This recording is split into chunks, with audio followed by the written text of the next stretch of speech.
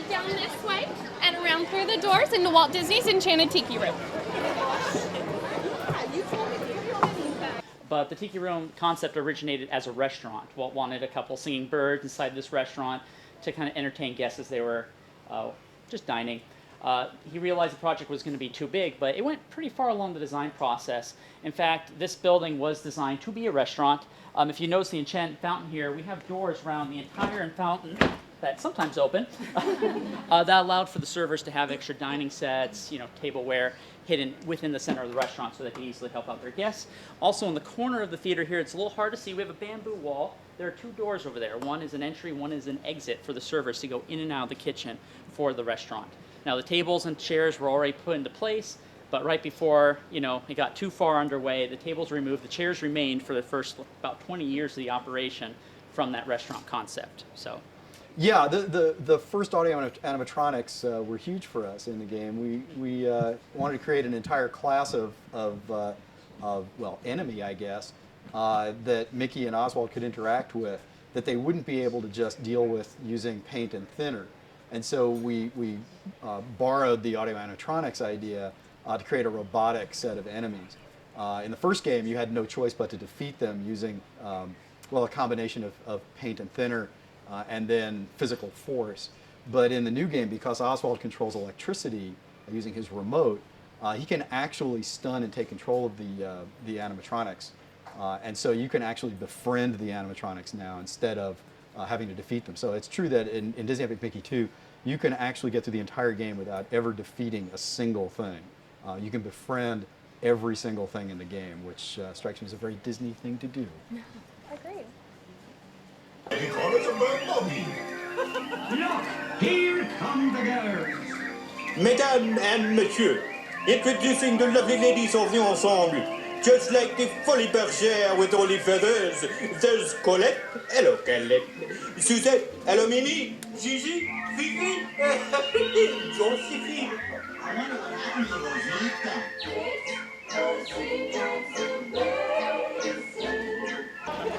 So our next stop here at the Jungle Cruise is one of our opening day attractions, one of the most anticipated attractions on opening day. The world famous Jungle Cruise. You guys all excited? Yeah. You ready to go on a cruise? Yes. All right. Watch your step. Ready for a cruise. Just don't step on your watch. That's a terrible way to kill time.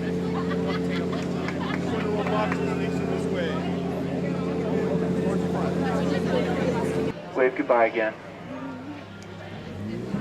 Wasn't that exciting?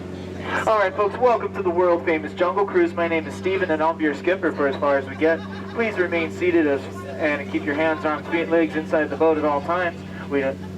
And supervise your children if you have any. We are now going through the rainforest where it rains 365 days a year. Oh yeah, don't worry about that jungle water. It's got some deadly bacteria in it, but I've grown immune to it.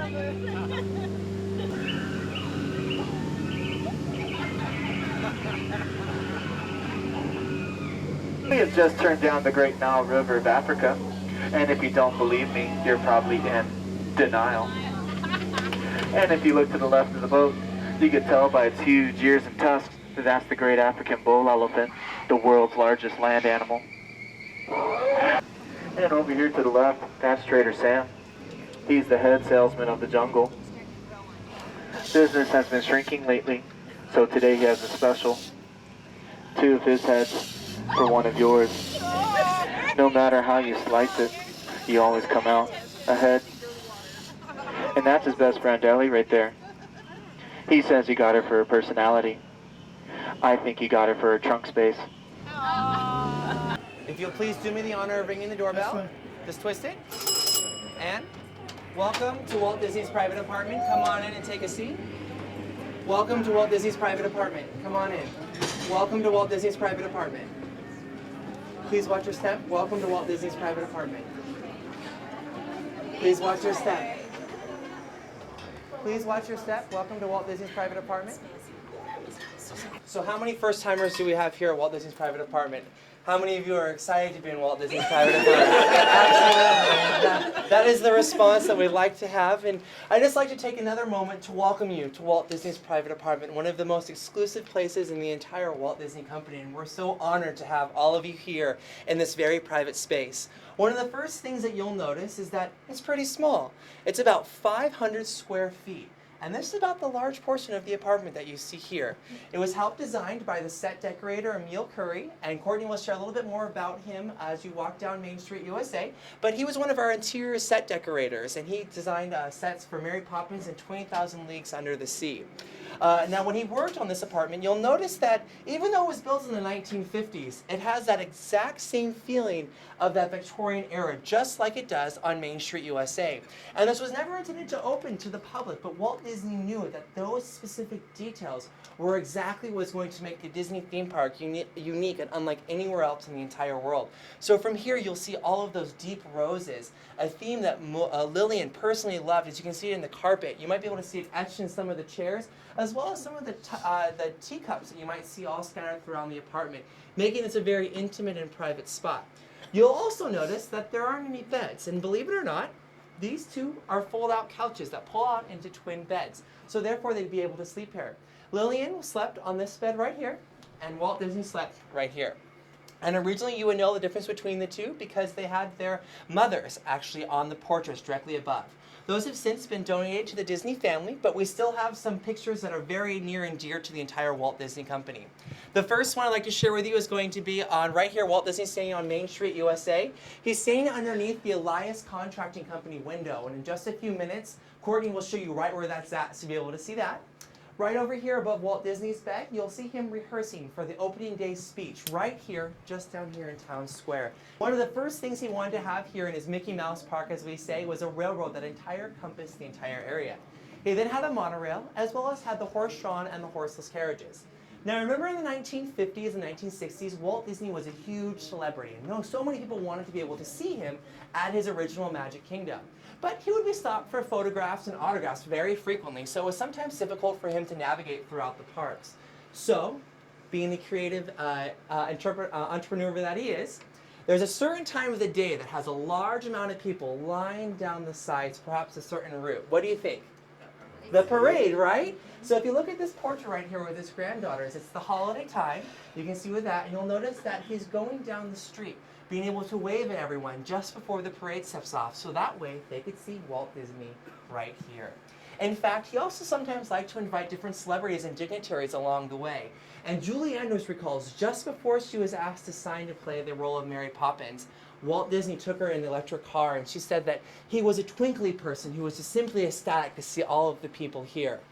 Now, another picture that we have here I'd like to direct your attention to is going to be right over here, and that's Lillian and Walt staged right in front of the castle. And again, one of the electric vehicles. Now, Walt Disney always wanted to make sure that Lillian would be comfortable because, after all, this was her home as well. And here in his private apartment, he wanted to make sure she had special gifts as well. And so the first one I'd like to share with you is going to be right on the other side. It's going to be our Regina music box. Now, what that was dates back all the way to the 1890s. They had large metal cylinders that would get lowered up or down into the actual box, and it would play chimes and different music. And they believed that the Regina was a very successful and didn't need to change very much. Well, Walt Disney once said we always had to keep moving forward, and Edison decided that, well, they need to keep moving forward, and they developed the Edison Phonograph, as you can see right here, one of our other very rare collections. And rather than having that very large cylinders being rotated through that can only store about 6 of those per actual box, these had small wax cylinders, and therefore they can be rotated out. And we actually have about 26 of those original ones still in the apartment today that we keep as our collection. You might notice the Tom and Jerry set right there. Now, how many of you thought of the classic cartoon Cat and Mouse? A few people? Well, believe it or not, it was a Victorian time, in the turn of the 19th century, Yuletide beverage that featured eggnog, milk, sugars, and spirits that was served warm during the holiday season. So just in case they wanted to entertain any families or friends. Yeah, sure. Yeah, absolutely. And you're going to be able to see some other portions of it in just a moment. Ooh, and don't worry, ready for the Oz, all right? Ah, well, don't worry, we'll rotate through it. We'll let everyone get a moment to see it. It is a large group, don't worry. But in here you can see some of the original china that Lillian had collected, as well as directly below it there is a grilled cheese maker. Remember though, even though Walt Disney was hugely successful, he was a very simple man, and sometimes some of his favorite treats were grilled cheese and cornbread and chili, and we still to this day serve chili on Main Street, USA in his honor. Now there's one last thing that I would like to direct your attention to before we conclude this area, and I'm sure several of you who have come into the park as guests before might have seen it in another way, and that is going to be the lamp that's directly behind us right here. Now when Walt Disney was building Disneyland Park, and he spent it several times after the park had opened, guests and customers would know that Walt Disney was here because that light would be on. In fact, it would be 4 o'clock in the morning and that light would be on, and customers, especially at that time, would know that Walt Disney was here and need to be on his best regards. Now, since Walt Disney's passing in 1966, we've kept that light on 365 days a year, 24 hours a day, 7 days a week.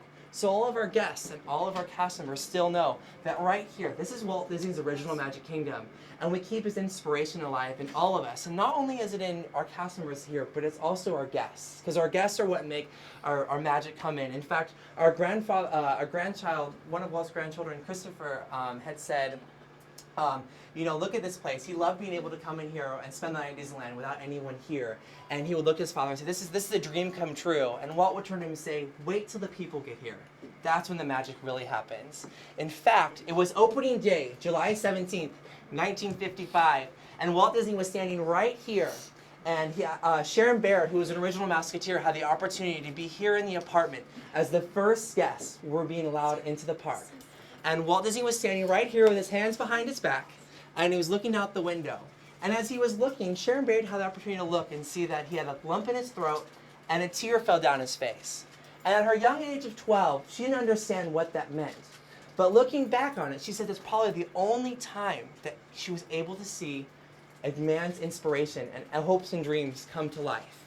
And that's the inspiration that we'd like to leave you with. It's looking out this window and seeing that lamp. That wherever you go, you're going to have your own inspiration for you. So as we leave the apartment here, Amanda and Courtney would like to hand out a Walt lamp pin for you as well to take with you. So that way you can have all of your own inspirations. Thank you all so much for coming to the apartment. We are going to head up Main Street just a tiny ways. I'm going to tell you a little bit of history about our park and about some of our most beloved contributors to the park. So the design of Main Street and the entrance is actually designed after a theater. You notice at the front you have the red bricks and you can't really see what's happening. And then you come through the train station gates and it's the big unveil of the castle, right? So it's the curtains opening up, the red curtains. And what do you see before the movies? You see the credits. Well, our credits are our windows here on Main Street. The windows all represent someone who is near and dear to Walt's heart or who had some kind of really big inspiration with Disneyland and the creating of Disneyland. This is a really important place for the Disney Epic Mickey games as well. Just as Walt wanted to recreate part of his childhood, we wanted to recreate part of his park. Wasteland is a world that no player had ever visited, and so no player really cared about. Why would they want to save it? And so we wanted to create a place that was so familiar that they would instantly feel that sense of like, I need to make this right. And so we recreated at the beginning of Disney Epic Mickey 1 and Disney Epic Mickey 2, recreated the square, the train station, most of Main Street, and the view of the castle, that iconic view. That's one of the first things you see in both games. And it was really important to ground the game in reality. We built things as accurately as we could. We even got elevations that had accurate architectural detail, accurate colors. We built everything as accurately as we could. And then we did what we call wonkifying. We gave it a twist, so it would be familiar but strange, and a little bit melancholy, so players would want to actually make it right again. So as you walk down this street, think about that when you play the game, and I hope you feel like you've been here before. Excuse me, just behind you. Excuse me, thank you. So here above me, we actually have 3 very important windows dedicated to ABC. When Walt was trying to find funding for the park, Roy, his older brother, went to ABC He knew that ABC was looking for a hit television series from Walt, and Walt was looking for funding. So it worked out pretty well. If you think about Walt Disney's contribution to culture and entertainment in the 20th century, he was at the forefront of absolutely everything. First sound cartoon that made any kind of significant splash. First color cartoon. First feature film, animated feature film. First stereo sound. First Hollywood studio to be involved with television. Instead of seeing television as a threat, he saw television as a potential ally, and he was first there as well. And at the Tiki Room earlier, we saw the first robotics anyone ever interacted with in real life. So in every way, he was just the first.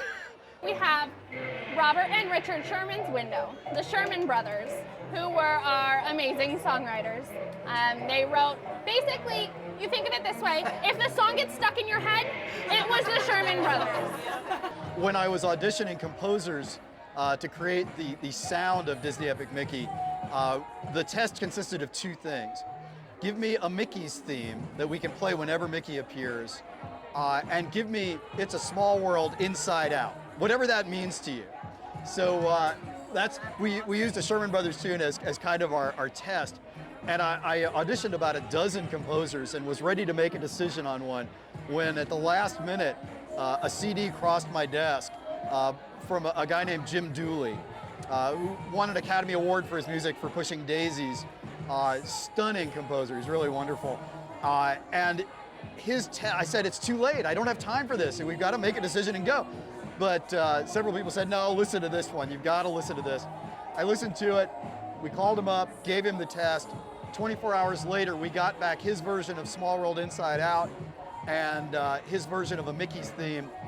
In fact, his version of Mickey's theme, his audition tape, I guess, is what you hear over our closing credits in the game now. It was so wonderful.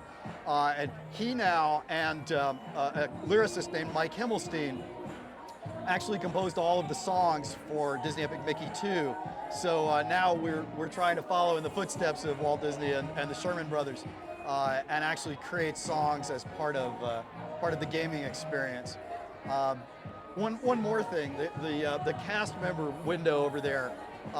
Walt said that the magic really happens when the public shows up. That's nowhere more true than for us when we're making a game. Until players actually show up in our world, in our wasteland, nothing happens. The story doesn't take place. Nothing happens at all. And so for us, you're all our cast members. All of the players are our cast members, and without you, we've got nothing. So hope you enjoy the game and make your own story, make your own magic as you play. That's what Junction Point's all about. That's what Disney Epic Mickey is all about. Beware of the consequences of your choices. That's exactly right. You get to define what it means to be a hero in this world. So the story of how and why Walt built Disneyland reflects exactly one of the major goals for the Disney Epic Mickey games. Most games are designed for a specific target audience. Everybody talks about demographics and tween girls and teen boys and frat boys and all that stuff. And after talking to people at the Disney Studios and at Pixar, we were all inspired to make what people at Disney often describe as entertainment for everyone. We wanted to make a game that kids and adults could enjoy equally and in their own way. And with Disney Epic Mickey 2, we've taken one step further. Not only can the kids and adults, boys and girls, men and women, enjoy the game in their own way, but they can actually play it together. That's why the power of two is so important. A co-op play, telling a story together with your friends and family is what it's all about. So what we're trying to do is have the game reflect the same spirit that Disneyland does. And in our own small way, maybe that's the greatest tribute we can pay to Walt Disney. Not just recreating his world, but trying to capture the reasons he built this in the first place. There's a girl here with an Hortensia costume. Oh my God! Somebody get a camera! I don't know what's going on. Are you kidding me? Across the plaza and figured Are you this is too kidding? You're on candid, well, not so candid camera. Not so candid, that's okay. Hortensia and Oswald, holy cow. This does not happen. Are you serious? Well, it's great to meet you. Can't everybody take pictures? Everybody has to send me pictures. Here, give me 1 second. I'd like to hand. Are you kidding? Did you think this would happen today, Courtney? Not at all. I have to get this look of stunned awe off my face.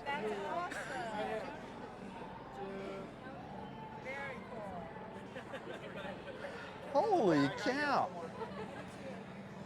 Wait a minute. Hold on. I just realized. Yeah, hold on. Wait a minute. Somebody do it. Here, wait a minute. One more. Perfect. You want one? You should get in here. This is Paul Weaver. This is my studio director. He's the guy who actually has to make these things.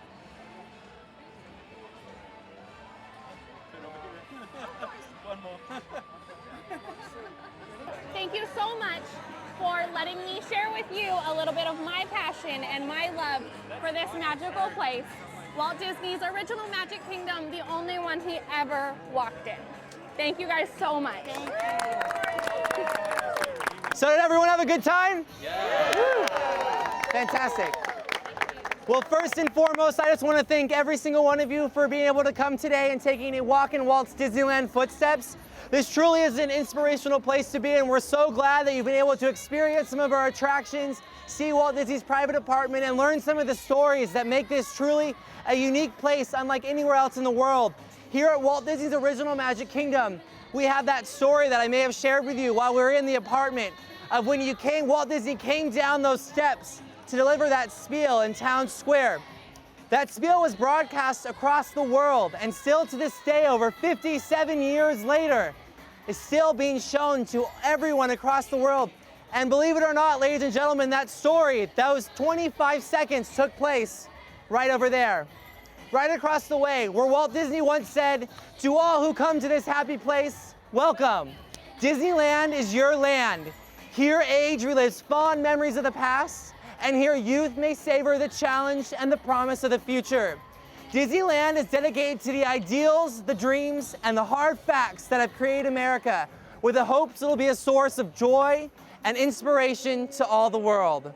And remember that, wherever your journeys may take you, as you have that lamp as that inspiration, that you have that. If you can dream it, you can do it. You're gonna keep moving forward, opening new doors and doing new things.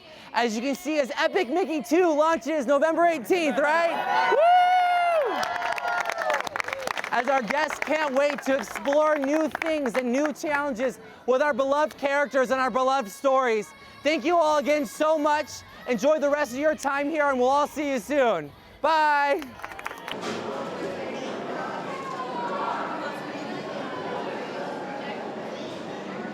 So I just want to thank everybody for coming today and for helping to make this such an amazing day for me. I hope for all of you as well. We got to walk in Walt's footsteps today. We got really cool pins.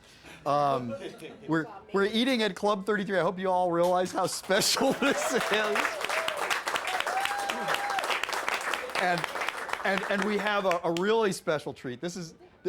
Okay, we're going to hear a little bit about Park and about this place from one of my favorite people at Disney. This is Stacy Martin right here, amazing Disney sketch artist, and a woman who I have never once stumped on any aspect of Disney history, he said, putting her right on the spot.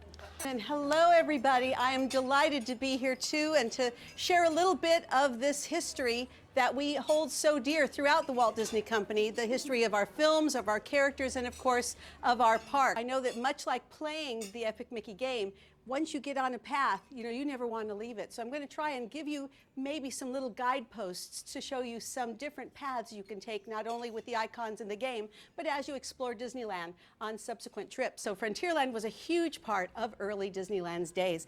Here's the attraction poster again from the 50s showing that graphic styling that's so simple and clean. of the mid-century time. But you can see some of the attractions. They had mule trains and covered wagons, and especially I know that figuring into the game is an attraction which is no longer there. It's now occupied, the space is now occupied by the Big Thunder Mountain Railroad, but the attraction was called Nature's Wonderland. And as part of that, you had a beautiful trip through Rainbow Caverns. So I want to spend a little bit of time on that because you can't see it anywhere except for, of course, in Epic Mickey 2, which you can kind of see about later. 2 is the very important number here, isn't it? Because it's called the power of 2. The very first large interplay of the number 2 in Disney history was from the very first Disney power pair. And who was that? Anybody?